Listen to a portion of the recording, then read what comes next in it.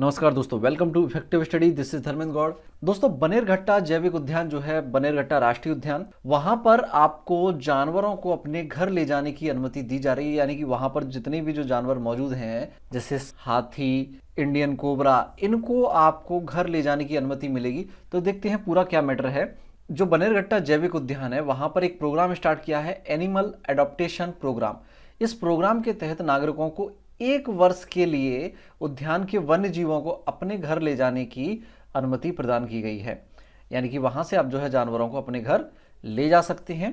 तो देखते हैं सबसे पहले बनेरघट्टा नेशनल पार्क की पोजीशन क्या है। ये बेसिकली कर्नाटक राज्य में है, और कर्नाटक राज्य में अगर हम बनेरघट्टा राष्ट्रीय उद्यान की पोजीशन देखें तो बेंगलोर से ये कुछ किलोमीटर दूरी पर स्थित है, ठीक है ना।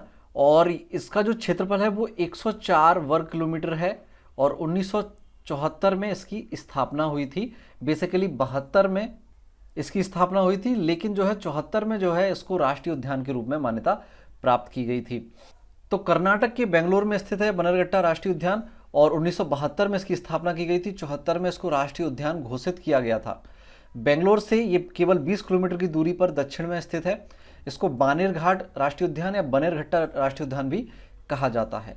और सन 2002 में इस राष्ट्रीय उद्यान के एक हिस्से को जैविक रिजर्व बना दिया गया था।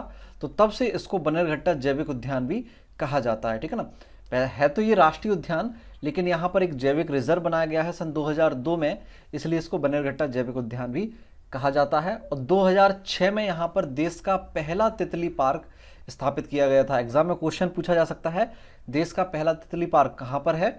तो बनेरघट्टा जैविक उद्यान या बनेरघट्टा राष्ट्रीय उद्यान कर्नाटक में स्थित है। यहाँ पर इस उद्यान में अगर हम देखें जानवरों में, तो जंगली बिल्लियाँ, भारतीय तेंदुआ, बाघ, चीता या एशियाई हाथी, इंडियन कोबरा, ये सब जानवर यहाँ पर सुरक्षित आवास में रहते हैं। यहाँ पर ये कुछ बनेरघट्टा राष्ट्रीय उद्यान से ही इमेजेज हैं जानवरों की।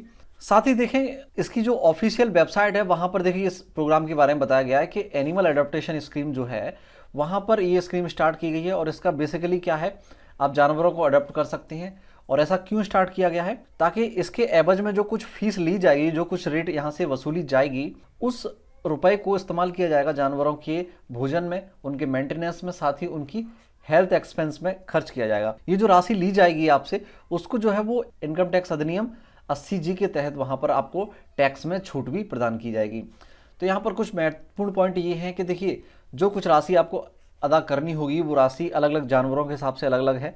यानी कि अगर आप इंडियन कोबरा को घर ले जाना चाहते हैं तो आपको करीब 2000 रुपये खर्च करने पड़ेंगे, जबकि एशियाई हाथी को आप ले जाना चाहते हैं तो आपको लगभग 2.25 लाख रुपए खर्च करने होंगे। ये केवल 1 वर्ष की राशि है, ठीक है ना। साथ ही यहाँ पर किंग कोबरा, जंगली बिल्ली, असमिया लंगूर, काला हिरण, सांभर आदि जानवरों को भी गोद लिया जा सकता है। साथ ही 21 हाथी जो है इस समय इंटरनेट द्वारा बुकिंग के लिए यहाँ पर उपलब्ध है इनकी वेबसाइट पर। आपको यहाँ पर क्या है कि जीवों को घर ले जाने के लिए प्रोत्साहित करने के लिए अलग से उपहार भी वहाँ पर दिए जाएंगे इनके द्वारा, जैसे कि निःशुल्क प्रवेश प्रमाण पत्र दिया जाएगा। 3 वर्ष के लिए उद्यान में जो होने वाले महत्वपूर्ण सम्मेलन है उनमें निःशुल्क प्रवेश दिया जाएगा। और इस प्रोग्राम के तहत जो है वो जो भी पैसा वसूला जाएगा उसको खर्च किया जाएगा जानवरों के भरण पोषण के लिए, उनकी चिकित्सकीय देखभाल के लिए। आयकर अधिनियम की धारा 80G के तहत इनकम टैक्स में छूट भी मिलेगी। और 80G क्या है? दान से संबंधित है, इसको दान की कैटेगरी में माना जाएगा। और ये सब जो है इसलिए किया जा रहा है साथ ही ताकि वन्य जीवों के संरक्षण के बारे में लोगों को जागरूक किया जा सके। देखिए दोस्तों, जानते हैं अब इंडियन कोबरा के बारे में। एक महत्वपूर्ण रहेगा क्योंकि यहाँ पर ये पाया जाता है इस बनेरघट्टा नेशनल पार्क में। तो इसका वैज्ञानिक नाम है इंडियन कोबरा का नाजा नाजा, ठीक है ना। एग्जाम में पूछा जा सकता है साइंटिफिक नेम, तो नाजा नाजा इसका जो है वो साइंटिफिक नेम है। ये भारत, श्रीलंका और पाकिस्तान में पाया जाता है। साथ ही जो है ये खुले जंगल के किनारों में, खेतों में और गांव के आसपास के क्षेत्रों में रहना पसंद करते हैं, ठीक है ना। कुछ इस प्रकार का दिखता है इंडियन कोबरा। और महत्वपूर्ण पॉइंट्स हम जाने तो कर्नाटक के जो है वो नेशनल पार्क और कौन कौन से हैं जो महत्वपूर्ण हैं आपके एग्जाम के लिए। तो ये 5 नेशनल पार्क आपको याद रखने हैं। आप अभी के अभी इसको रट लीजिए, स्क्रीनशॉट ले लेना। अंसी नेशनल पार्क, बांदीपुर, बनेरघट्टा, कुद्रेमुख और नागरहोल, ठीक है ना। अंसी, बांदीपुर, बनेरघट्टा, कुद्रेमुख, नागरहोल। अंसी, बांदीपुर, बनेरघट्टा, कुद्रेमुख और नागरहोल। तो ये 5 जो है वो आपके लिए इंपॉर्टेंट है। होप सो इस वीडियो में आपके लिए जानने को बहुत कुछ था।